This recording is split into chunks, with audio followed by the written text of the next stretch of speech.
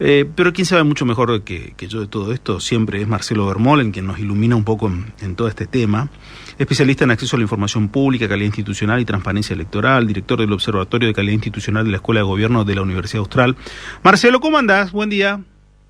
Buen día, Daniel, un placer acompañarlos. Contame, ¿cómo ves todo esto? Digo, ¿cómo te vos desde desde observándolo a la distancia, sí, mirá, todo esto desde lo que pasó con Esper hasta la implementación de la boleta, que opaca un poco todo este escándalo, que no son berrinches propios de una campaña electoral, sino estamos hablando de una bomba, realmente lo que pasó con Esper, en términos institucionales, en términos de la política en sí, porque además, déjame que haga otro agregado, Esper, en cierta medida, se mostraba como algo no de la política tradicional. Esper venía vendiendo una imagen hace más de 10 años, más de 10 años atrás de economista, y en los últimos 10 años como alguien de afuera de la política, alguien que en su momento intentó hacerlo de Milei, agarrar ese mismo carril y manchado de esta manera. ¿Cómo ves todo este conjunto de cosas? Yo lo veo con una gravedad inusitada. Me parece que estamos hablando que el domingo pasado se producía la renuncia de José Luis Esper, luego de ser sostenido hasta la orilla de su renuncia por el presidente de la República, ¿no? Una candidatura que fue puesta a dedo, porque también hay que decirlo, José Luis Esper no llegó a ocupar el primer lugar de la lista a través del resultado de una primaria simultánea, abierta y obligatoria, porque no las tuvimos. No las tuvimos porque el presidente de la República nos dijo que eran caras y que había que ahorrar. Y sin embargo teníamos ahí a un candidato puesto a dedo que nos había mentido descaradamente, digamos, cada vez que trataba de explicar de dónde había obtenido el dinero, sostenido por la política y que finalmente terminaba renunciando, digamos, limitado por las circunstancias, carcomido por el escándalo, y que no renunciaba porque tenía un impedimento de la justicia, no renunciaba porque tenía un problema de salud, un caso de fuerza mayor. Renunciaba porque se estaba modificando el resultado electoral, se estaba carcomiendo el resultado, el posible porcentaje de votos que iba a obtener la Libertad Avanza. Entonces, lo bajan en función de una especulación política, una decisión unilateral, y pretenden afectar a todo el sistema electoral que ya estaba puesto en marcha, a días de la elección del 26 de octubre y a días del estreno de un nuevo instrumento, y empieza, digamos, esta contaminación que hace la política de todo lo que toca, ¿no? Contamina las instituciones, contamina el nuevo instrumento electoral con toda una discusión de si hay que reimprimir o no reimprimir, quién tiene que ser el candidato. Bueno, nosotros el lunes a la mañana, cuando no había certezas, sacamos un informe desde el Observatorio de la Universidad Austral de Calidad Institucional, explicando las razones técnicas y las razones jurídicas por las que no se debían reimprimir las boletas, ¿no? No se debían reimprimir las boletas. Hablábamos de un gasto de $9 millones, hablábamos de una decisión unilateral de una fuerza que afectaba a todas las demás, explicábamos que en la Argentina se votan alianzas, frentes electorales, partidos políticos, es decir, el 26 de octubre cada uno de nosotros va a elegir una alianza, un frente electoral de nuestra preferencia, no un candidato individual. En la Argentina no hay candidaturas individuales, por lo tanto, digamos, uno vota un conjunto de candidatos. Y la única razón por la que se podría haber reimpreso la boleta es que la sociedad argentina, o en este caso la bonaerense, no pudiera determinar dónde estaba ubicado el Partido de la Libertad Avanza en la boleta. Y si algo había hecho el escándalo, es hacerlo más notorio en lugar de la Libertad Avanza en la boleta, ¿no? Así que había que explicar también que las boletas estaban totalmente impresas, ¿no? Las originales, que eso significa toda una logística, ¿no? Las boletas están ordenadas por distrito, sección, circuito y mesa. Hay un talonario por cada mesa. Cuando se reciben de la imprenta, se revisan, se clasifican, se ordenan, y después empieza todo el preparativo para la distribución en las escuelas. Esto pretendía ser trastocado por la Libertad Avanza, que en algún momento también, y en un caso insólito de esto que estamos diciendo, ofreció financiar las boletas. Si hay algo que logró la boleta única de papel es que ya los partidos políticos no impriman las boletas individualmente, que el Estado no les dé el dinero y lo malgasten, lo malversen, como históricamente ha sucedido, justificando el gasto con imprenteros amigos y facturas apócrifas. Bueno, todo eso se terminaba, el Estado empezaba a imprimir las boletas directamente del Estado. Bueno, la Libertad Avanza decía, me hago cargo yo pongo el dinero, confundiendo lo que es el partido de gobierno con el gobierno, ¿no? Así que bueno, todo insólito, realmente insólito. Nosotros decíamos el lunes que sí le asistía razón al gobierno al pretender que Santilli sea el candidato, porque había un decreto reglamentario de la ley de paridad que estrictamente decía que el precandidato o el candidato de renunciante tenía que ser sustituido por el siguiente del mismo sexo. Bueno, todo eso también fue alterado por una interpretación bastante forzada de la justicia federal con competencia electoral de La Plata, con algún apoyo en la biblioteca, digamos, la biblioteca jurídica, pero finalmente todo se ordenó tal como lo dijimos el lunes nosotros, no va a haber reimpresión de boletas, Santilli es el reemplazante de Esper. Ahora, las consecuencias de este escándalo, como bien decía, son tremendas. Esta investigación sobre Esper data del 2019, ya había información en la Argentina. Machado estaba pidiendo ser extraditado hace años, ¿no? Es producto del escándalo, producto nada más ni nada menos que el escándalo que nuestra Corte Suprema de Justicia decide extraditarlo frente al frente, porque la clase política argentina, como siempre digo, reacciona frente a las crisis, los escándalos o las tragedias. Nunca tiene una actitud proactiva frente a la corrupción, nunca, siempre es reactiva, ¿no? Entonces, finalmente lo tuvieron que soltar a Esper, finalmente la Corte Suprema lo tuvo que extraditar a Machado. Nadie sabe explicar cómo el narcotráfico llegó, digamos, tan cerca del poder, ¿no? Tan cerca de la política. La realidad es que tenemos un presidente que venía alentando que desaparezca el financiamiento público de las campañas, ¿no? Que el Estado deje de poner dinero. Yo, para que el oyente entienda, hay tres modos de financiar la política. El sistema público, es decir, solamente pone dinero el Estado para evitar todo tipo de interferencia de los privados, o como en este caso del narcotráfico. Bueno, ese era el sistema que tenía la Argentina, sin embargo aparecían los empresarios y financiaban por atrás, digamos, de manera oculta, y entonces se decidió, bueno, ya que no lo podemos evitar, porque igual sucede, hagámoslo mixto, que una parte sea pública y una parte sea privada, con topes. Bueno, ¿qué empezó a suceder? Que los señores empresarios de la Argentina ponían el dinero, pero se iban más allá del tope, ¿no? Bueno, Milei apareció en el escenario diciendo el Estado no pone más plata en los partidos políticos, cosa que no puede porque lo dice la Constitución. La Constitución dice que el sistema nuestro se organiza en partidos y que el Estado se encarga de sostenerlos. Bueno, no pone más plata en las campañas, dijo Milei entonces, ¿no? Que cada cual se financie con el dinero privado como lo consiga. Y ahí está el riesgo de que donde se retira el Estado no avanza la libertad, muchas veces avanza el narcotráfico, ¿no? Entonces hay que tener muchísimo cuidado. Yo hablaba esta semana en una conferencia que estuve dando de la ética de la responsabilidad, que cada vez que tomamos decisiones, decía Max Weber, no teníamos que aplicar solo la ética de las convicciones, teníamos que aplicar la ética de la responsabilidad, es decir, saber que lo que decidimos tiene impacto, genera responsabilidad frente a los terceros, ¿no? Bueno, nadie se dio cuenta que poniéndolo a Esper como candidato estaban afectando la credibilidad de la Libertad Avanza, nadie se dio cuenta que si vamos a un sistema privado nos va a financiar el narcotráfico. Bueno, tenemos que tener mucho cuidado porque están en riesgo no solo los valores, ¿no? Porque yo creo que la Argentina tiene una crisis moral, una crisis de valores muy profunda, sino está en juego también el destino de nuestra democracia y de nuestra república, ¿no? Sí, entiendo que en todo esto la Libertad Avanza está jugando un juego completamente controvertido o que le puede llegar a tener un costo mucho más alto, porque queriendo ocultarlo Esper está cometiendo el gravísimo error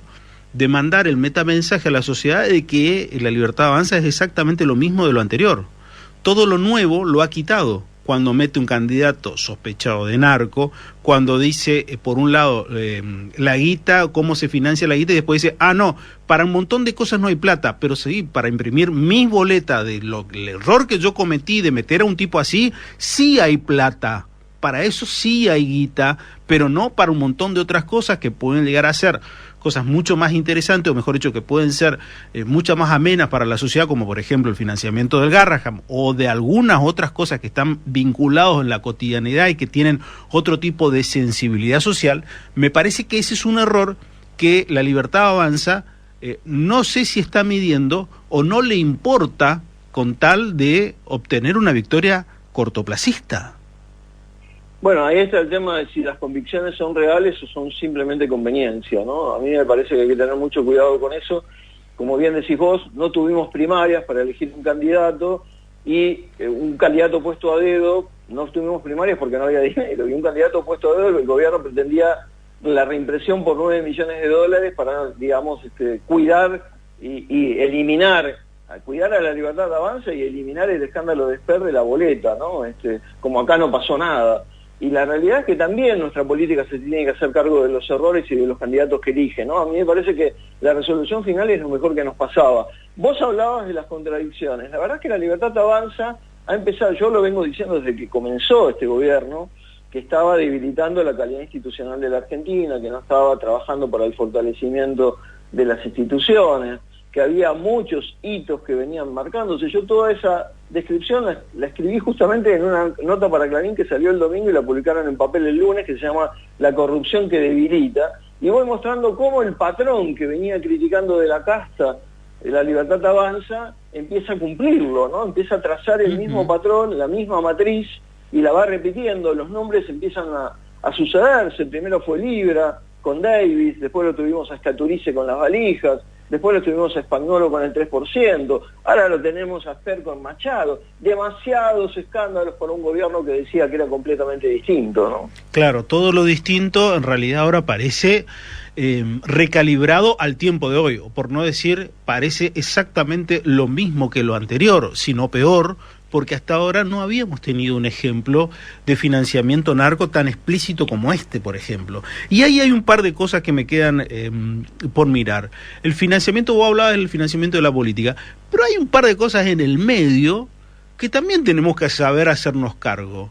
Porque lo que estamos hablando de Esper es un financiamiento de una campaña de 4 años atrás, o de 6 años atrás, de un expediente que en realidad nunca se terminó de aprobar y se cuestionó judicialmente y todavía está dando vuelta de cómo financió esa campaña.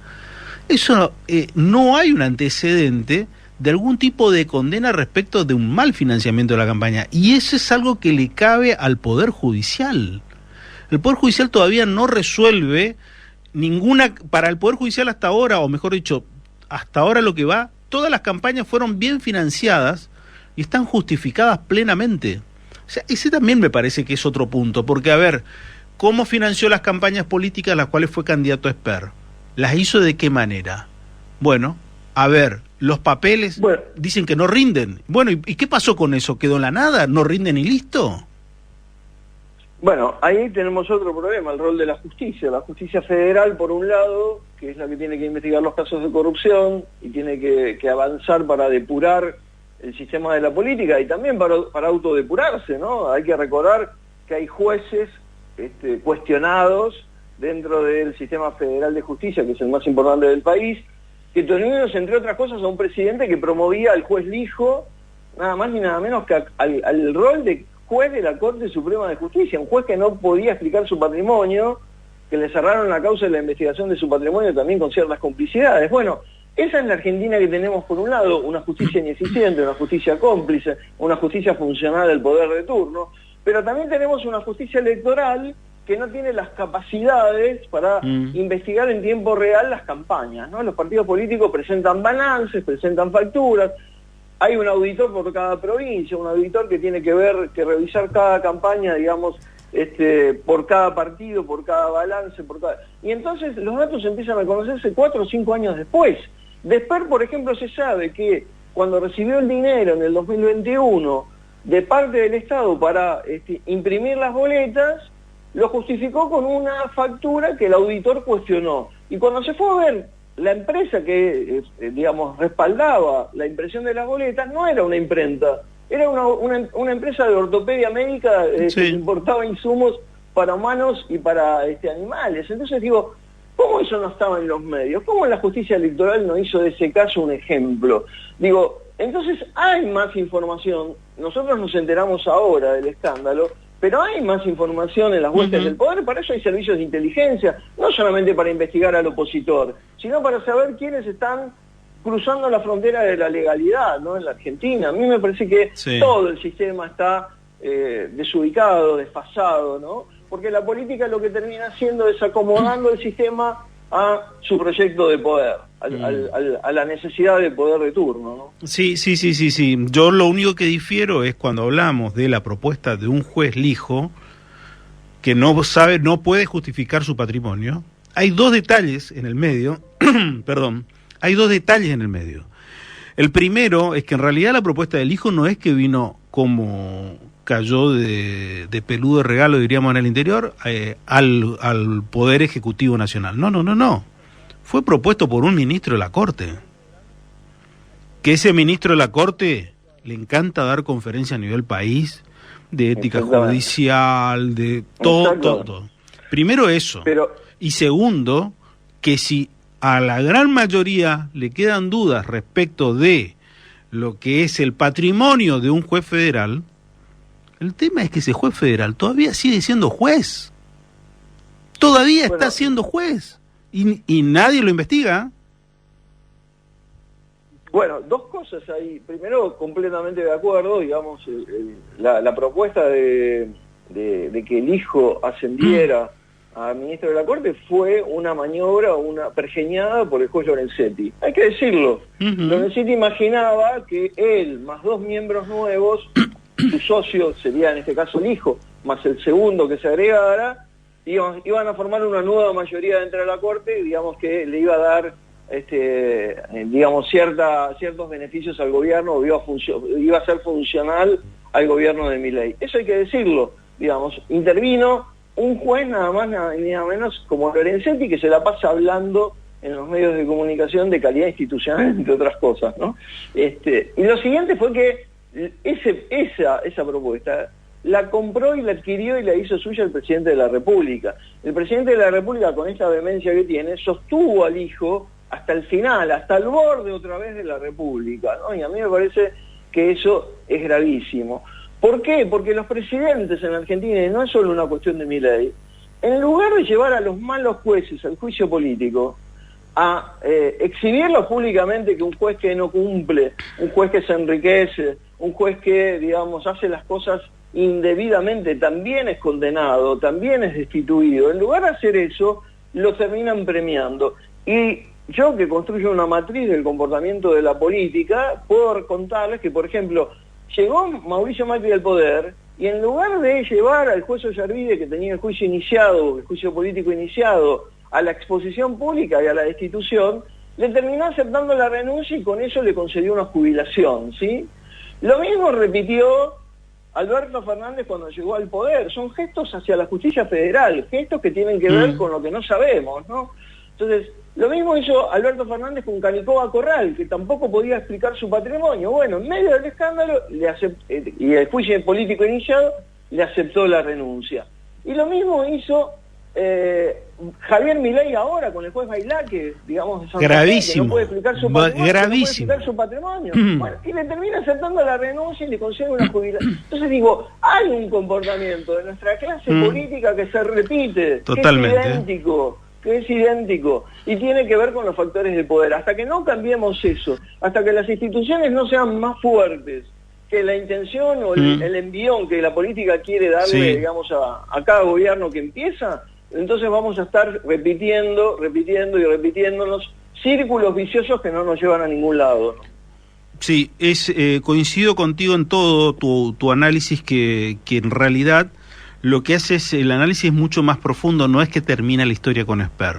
Esper, en todo caso, la figura de Esper es la demostración de una parte que es la punta del iceberg, para usar una frase muy común, de en realidad de todo lo que hay que modificar y de todo lo que hay que terminar de ver, porque la cadena de responsabilidades no finaliza con el fallido candidato a diputado nacional, no, y no queda sujeto exclusivamente a la política, sino hay otro poder del Estado, como el Poder Judicial, que tiene notable responsabilidad en todos los aspectos que le va tocando.